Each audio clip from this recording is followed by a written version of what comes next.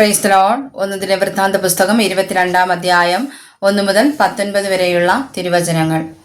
ഇത് യഹോവയായ ദൈവത്തിന്റെ ആലയം, ഇത് ഇസ്രായേലിന് ഹോമപീഠം എന്ന് ദാവീദ് പറഞ്ഞു. അനന്തരം ദാവീദ് ഇസ്രായേൽ ദേശത്തിലെ അന്യജാതിക്കാരെ കൂട്ടിവരുത്തുവാൻ കൽപ്പിച്ചു.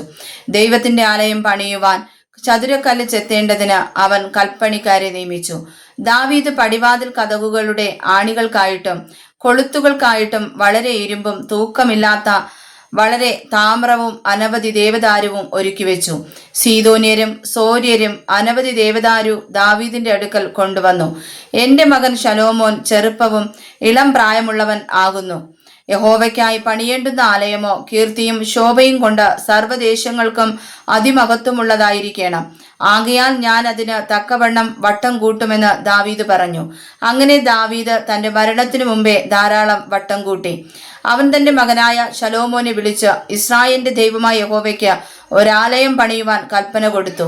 ദാവീദ് ശലോമോനോട് പറഞ്ഞത്, മകനെ, ഞാൻ തന്നെ എന്റെ ദൈവമായ യഹോവയുടെ നാമത്തിന് ഒരാലയം പണിവാൻ താല്പര്യപ്പെട്ടിരുന്നു.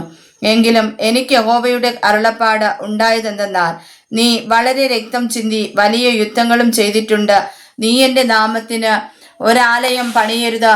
നീ എന്റെ മുമ്പാകെ ഭൂമിയിൽ ബഹുരക്തം ചിന്തിയിരിക്കുന്നു. എന്നാൽ നിനക്കൊരു മകൻ ജനിക്കും, അവൻ വിശ്രമ പുരുഷനായിരിക്കും.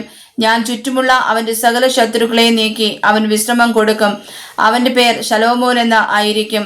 അവന്റെ കാലത്ത് ഞാൻ ഇസ്രായേലിന് സമാധാനവും സ്വസ്ഥതയും നൽകും. അവൻ എന്റെ നാമത്തിന് ഒരാലയം പണിയും. അവൻ എനിക്ക് മകനായും ഞാൻ അവന് അപ്പനായും ഇരിക്കും.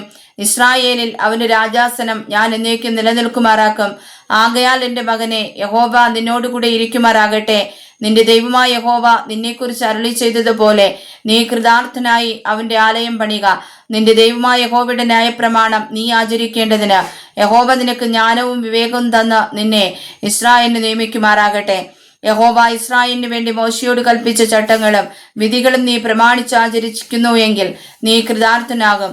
ധൈര്യപ്പെട്ട് ഉറച്ചിരിക്ക, ഭയപ്പെടരുത്, ഭ്രമിക്കുകയും അരുത്. ഇതാ, ഞാൻ എൻ്റെ കഷ്ടത്തിൽ യഹോവയുടെ ആലയത്തിനായി 1,00,000 താലന്ത് പൊന്നും 10,00,000 താലന്ത് വെള്ളിയും പെരുപ്പം നിമിത്തം തൂക്കമില്ലാത്ത താമ്രവും ഇരുമ്പും സ്വരൂപിച്ചിട്ടുണ്ട്. മരവും കല്ലും കൂടെ ഞാൻ ഒരുക്കി വെച്ചിരിക്കുന്നു. നിനക്കിനിയും അതിനോട് ചേർത്ത് കൊള്ളാമല്ലോ. നിന്റെ സ്വാധീനത്തിൽ കല്ലുവെട്ടുകാർ, കൽപ്പണിക്കാർ, ആശാരികൾ എന്നിങ്ങനെ അനവധി പണിക്കാരും സകലവിധ കൗശലപ്പണിക്കാരുമുണ്ടല്ലോ. പൊന്ന്, വെള്ളി, താമ്രം, ഇരുമ്പ് എന്നിവ ധാരാളമുണ്ട്. ഉത്സാഹിച്ചു പ്രവർത്തിച്ചു കൊള്ളുക. യഹോവ നിന്നോടുകൂടെ ഇരിക്കുമാറാകട്ടെ.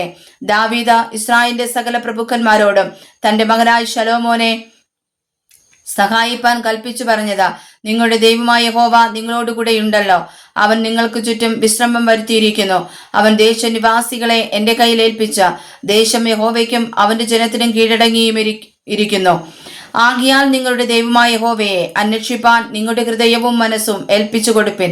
എഴുന്നേൽപ്പിൻ. യഹോവയുടെ നിയമപ്പെട്ടകവും ദൈവത്തിന്റെ വിശുദ്ധ പാത്രങ്ങളും യഹോവയുടെ നാമത്തിന് പണിവാനുള്ള ആലയത്തിലേക്ക് കൊണ്ടുവരേണ്ടതിന് യഹോവയായ ദൈവത്തിന്റെ വിശുദ്ധ മന്ദിരത്തെ പണിവിൻ.